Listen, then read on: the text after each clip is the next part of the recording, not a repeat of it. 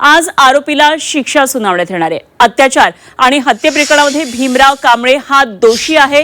नराधम भीमराव कांबळेला त्यामुळे आता फाशी की जन्मठेप, न्यायालयाच्या या निर्णयाकडे संपूर्ण राज्यासह देशाचं सुद्धा लक्ष लागलेलं आहे। संपूर्ण राज्याला हादरवून टाकणारा पुणे जिल्ह्यातल्या नसरापूर अत्याचार आणि हत्या प्रकरणामध्ये कोर्टाकडून आज निकाल येणार आहे।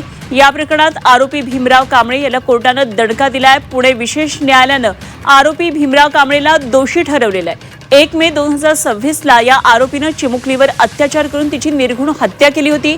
या आरोपीनं वासरू दाखवण्याचा आणि खाऊ देण्याच्या बहाण्यानं तिच्यावर अत्याचार केला। त्यानंतर तिचा निर्घृण खून केला होता। त्यानंतर शेणाच्या ढिगाऱ्याखाली तिचा मृतदेह लपवलेला होता। सीसीटीव्हीच्या आधारे आरोपी भीमराव कांबळेला पकडण्यात आलं। या प्रकरणात कोर्टानं आरोपी भीमराव कांबळेला दोषी ठरवलंय आणि आज आता या आरोपीला शिक्षा ठोठावली जाणार आहे। दोषी नराधम भीमराव कांबळेला फाशी होणार की जन्मठेप, कोर्टाच्या या निकालाकडे संपूर्ण राज्याचं लक्ष लागलेलं आहे।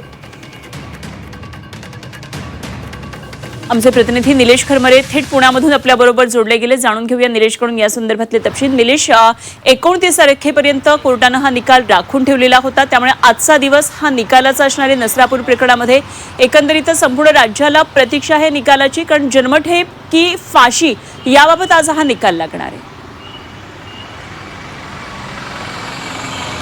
अनुपमा, जर बघितलं तर घटना जी आहे ती 1 मेची आहे आणि 1 मे ते आज म्हणजे अवघ्या 60 दिवसांमध्ये हा निकाल जो आहे तो जाहीर केला जातोय। खरं तर हा दुर्मिळातला दुर्मिळ हा केस आहे आणि असे संदर्भ जे आहेत ते सरकारी वकील जे आहेत अजय मिश्रा यांनी या कोर्टासमोर मांडलेला आहे। खरं तर मागच्या सुनावणीमध्ये जर बघितलं तर जो आरोपी आहे भीमराव कांबळे याला आपण काही गुन्हा केलेला आहे, ह्या गुन्ह्याची पार्श्वभूमी सांगून त्याच्यावर दोष आहेत ते सिद्ध करण्यात आले होते आणि त्यानंतर आता आजचा दिवस जो आहे तो आता शिक्षा सुनावण्याचा आहे। त्यामुळे आज शिक्षा त्याला नेमकी कुठली शिक्षा सुनावली जाईल, फाशी की जन्मठेप? खरं तर ज्या पद्धतीने सरकारी वकिलांनी युक्तिवाद केलेला आहे, जे संदर्भ जोडलेले आहेत, 12 संदर्भ या ठिकाणी त्यांनी जोडलेले आहे की ही जी घटना घडलेली आहे ही माणुसकीला काळिमा फासणारी आहे।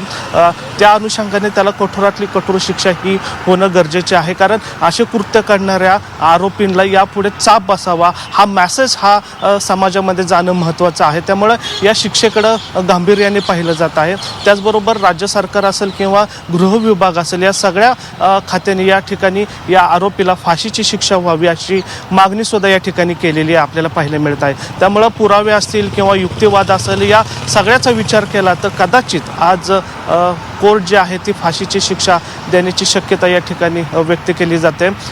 मात्र ह्या 2 गोष्टी आहेत, एक तर जन्मठेपीची पण शिक्षा होऊ शकते किंवा फाशीची शिक्षा होऊ शकते। मात्र ज्या पद्धतीने सरकारी वकील यांनी बाजू मांडलेली आहे आणि जे पुरावे सादर केलेले आहे, महत्त्वाचं म्हणजे समाजामध्ये या घटनेचा किंवा अशा घटना घडू नये यासाठी कठोरातली कठोर शिक्षा होणं हे अपेक्षित आहे।